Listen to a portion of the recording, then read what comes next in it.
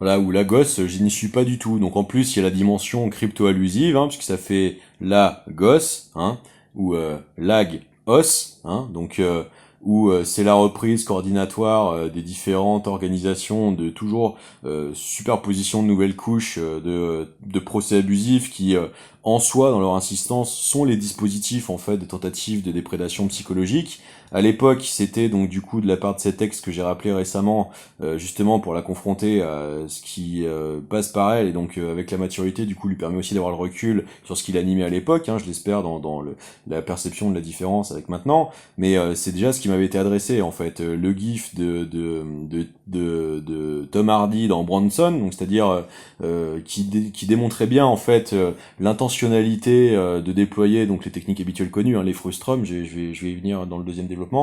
et donc ces provocations en fait d'insoutenabilité, d'injustice faites pour déclencher justement les triggers comportementaux attendus pour se servir de la réaction comme tentative de capture dans les processus d'inversion accusatoire et de tentative de renversement de la perception, alors qu'il s'agit en fait de systèmes de déprédation prémédités,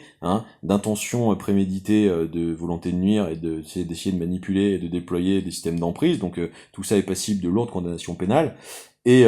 c'est statué dans les textes, clairement, il y a juste à lire le code pénal. Et du coup, ensuite, c'était le verbiage avec le gif de Jim Carrey se mettant à taper frénétiquement sur un clavier. Je crois que c'est dans Food Irene à la base la référence, si je dis pas de bêtises. Et du coup, qui démontre en fait la nature de tentatives de harcèlement abusif, de viol cognitif, de déploiement de séquelles et de tentatives d'amusement et de manipulation de l'opinion dans la dédramatisation, d'induction, de développement de troubles psycholinguistiques en fait manifestes et publics de la part des victimes, quoi. Donc c'est vraiment ce qu'on appelle le bullying, et donc là c'est la même chose avec Charlie Danger, puisque donc du coup le genou X, les têtes de bébé, donc encore cet allusisme avec Lagos, c'est là où Nagui passe ses vacances puisqu'il est pas là, où on estime que peut-être que c'est parce que ce petit monde s'arrange pour essayer de déployer ces opérations-là depuis des endroits où les juridictions sont censées ne pas pouvoir s'appliquer, sauf si moi je porte plainte ici pour association de malfaiteurs et que je sors toute la liste de noms, donc qui serait François-Marie, Amaury Ranger, Benjamin James Marteau, Charlotte Courroyer-Dialès, Anaïs Kibel-Rollin, Nagui, les chroniqueurs de France Inter, donc Emma Beaujean, donc Lisa Delmoitier, donc Tom Baldetti, Alex Kominek, etc., qui s'adonnent joyeusement à participer volontairement à tout ça, Daniel Morin, peut-être même Jean-Pierre Petit, dans la dimension crypto-évocatoire de ces itérations. Parce que quand vous lisez les polars de Gassio, de tout ça, en fait, vous comprenez que le vieux de la Navy qui radote, c'est soit Raoult, soit Petit, soit les deux, parce que il y a différents personnages dans ces polars qui expliquent comment sa cellule secrète de flics suicidaires récupérés dans les black cells du ministère, en fait, se prend pour la section 9 de Ghost in the Shell, du coup opère toutes les manœuvres délicates, des véritables menaces de la nation dans les donnes internationales, de tout ce qui se passe sous le radar et tout ça, alors que c'est quand même le mec qui explique que dans De mémoire de Guignol, c'est le chauffeur de l'escure, que donc on est dans les structures mafieuses siciliennes traditionnelles, et que du coup ça expliquerait un petit peu tout ce qui est tenté de me faire, puisqu'il y a pas si longtemps, dans sa communication Instagram, mon ex reprenait justement les rasoirs avec les mentions corse, que tes blessures soient mortelles, et que on voit très bien que dès qu'il s'agit d'essayer de mettre en valeur les carrières de ces personnes, tout de suite c'était des réflexes défensifs de destruction et de déprédation totale des civils, mais pas seulement dans la différence de statut entre militaires et civils, mais carrément dans l'infiltration mafieuse de l'armée, quoi. Donc c'est-à-dire en fait dans ce vieux marigot, dans ce vieux marécage d'interpénétration par le narcos de ces vieilles porosités corruptionnelles de la gangrène générale de la société, quoi. Ça dure depuis l'Indochine, ça s'est cristallisé autour de Saint-Barth et de l'époque Ardisson et tout le bordel. Et c'est la brume de mer, quoi. Et enfin, c'est le sillage de la French au passage de la brume de mer, quoi. Donc du coup, à l'époque, c'est ce qui m'a fait avoir à me défendre parce que ça avait été tenté d'être monté en épingle à l'initiative d'Elsa Margareta sur le média. C'est pour ça qu'elle n'est plus sur le média. Et c'est pas de mon fait. Moi, j'ai dû à me défendre, en fait, des tentatives d'incrimination abusive, de harcèlement, hein. Choses qui n'ont pas pu être prouvées et démontrées parce que tout simplement c'est pas le cas. Je veux dire, la qualification intentionnelle n'existe pas parce que ça n'a jamais été ce qui m'anime. Quand je parlais d'érotomanie, c'était une blague en fait, c'était une mise en abîme du situationnisme, de le surréalisme en fait de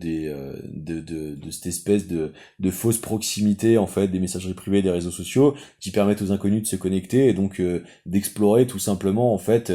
cette nouvelle mise en proximité facilitée qui est la subvention de la technologie elle-même, quoi. Et tout ça pour en fait essayer de rendre agréable la prise d'initiative pour parler des vrais contenus. Je veux dire, Salomé, je l'ai contacté de sa qualité en fait de responsable du pôle économique du média émergent Blast pour parler des similarités entre le nombre d'indicateurs différents qui avaient tendance à démontrer, d'après mes propres recherches personnelles, que il y avait bien en fait la tentative de verrouillage vers la réitération du scénario polyfactoriel confondu qui allait mener vers le scénario de l'Allemagne des années 29-30, hein. Et je commençais mon exposé sur la crise de l'immobilier de 1925 en Allemagne, hein, qui entraînait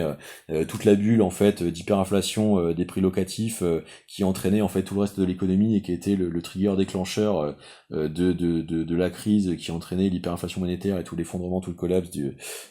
29 à 33 qu'on connaît. Et parce que en fait on voyait déjà les prémices de tout ça dans la réitération du scénario en 2008 avec la crise des subprimes. Et donc c'est par exemple ce que raconte The Big Short, en fait, comment la toxicité financière prend vraiment prise sur la société quand ça commence à atteindre les bulles de crédit en fait à l'acquisition immobilière, quoi. Donc excusez-moi, si c'est ça du harcèlement, ça veut juste dire en fait qu'il y a des systèmes de tentatives de contre-mesures dès l'époque d'empêcher l'émancipation véritable des citoyens français du du processus de bétaillarisation qui lui est destiné par ce que cache en réalité le projet de la cybernétisation massive. Et comme par hasard, les labos d'intelligence artificielle ont été introduits dans les labos de Facebook France aux alentours de 2008, quoi, hein, avec les articles qui commençaient à le plébisciter clairement aux alentours de 2012-2014. Et qui du coup, enfin moi je l'ai vécu carrément comme une insulte parce que faire des Français d'être satisfaits de l'innovation de l'intelligence artificielle, quand vous entendez, si vous remplacez intelligence artificielle par abrutissement ou stupidité, la phrase devient limpide d'insulte en fait. Donc c'est ce qui m'avait mis la puce à l'oreille et c'est pour ça que je gardais une veille critique sur là-dessus, quoi. Et donc c'est déjà dans cette période-là, quoi. C'est-à-dire il y a plus de 14 ans, quoi. Hein. Donc Blast en a que 6, hein, je vous rappelle. Quand je vous dis que j'ai traité ces sujets 10 ans à l'avance, c'est la vérité, hein. Donc à l'époque, il y avait eu la valorisation de Thinkerview par Denis Robert et tout ça, et moi ça a conclu du coup au sabotage coordonné de mon précédent matériel informatique parce que il avait été dans les interviews du moment truché des références, des saluts aux personnes du Mont Saint-Michel. Et donc moi je venais d'avoir ces querelles avec mon ancien pote parce que du coup il m'avait fait ces coups-là quand je l'avais hébergé et ça avait débouché sur du coup la première altercation qu'on a eue. Je dis c'est les deux seules personnes dans toute ma vie avec qui ça s'est passé, mais on voit que c'est maintenu en fait comme un hameçonnage particulier pour continuer de les perdurer comme aiguillons et d'essayer de les faire dégénérer à tout prix dans ma vie, quoi. C'est-à-dire de s'en servir comme tentative de vecteur d'intronisation privilégié du déploiement de ce que deviendraient alors mes psycho-afflictions comme une arme psychologique en fait d'aliénation pour pur motif politique, c'est-à-dire la véritable raison étant que ma trajectoire personnelle en fait cristallise particulièrement les preuves et les ensembles de preuves et leur perduration du scandale d'État, des pires scandales de la Ve République, quoi. Donc voilà pourquoi tout ceci semble avoir déployé tant de moyens depuis la tête de l'État, qui commence aujourd'hui enfin à être condamné unanimement, unilatéralement, définitivement, malgré les tentatives d'enfumage de la justice, alors que j'ai même pas pu y être présent à cause justement des difficultés matérielles qui sciemment ont été véritablement soignées, mettre faites pour impossibiliser la chose. Et moi c'est ce que je dois vivre en fait, c'est ça que vous comprenez pas, c'est que moi c'est ce que je dois endurer depuis tout ce temps en fait.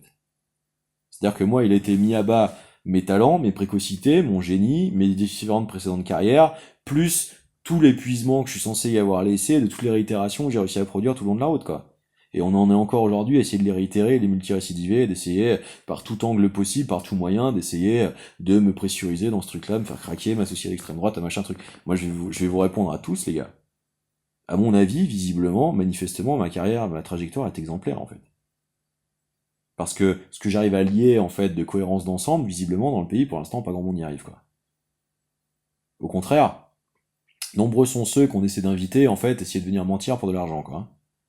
Pour reprendre le documentaire sorti par l'entourage de Morena Baccarin, justement, sur ce qui va être intéressant de traiter, sur ce que devient en fait les produits financiers à l'origine crypto plus AI augmenté aujourd'hui, depuis la grande ETFisation des cryptoactifs qui va être la nouvelle superbulle en fait des subprimes dans leur nouvelle mouture, basée sur toujours plus de produits financiers dérivés, à base d'ETF et de swap qui vont transférer en fait la réinjection des fonds de transfert de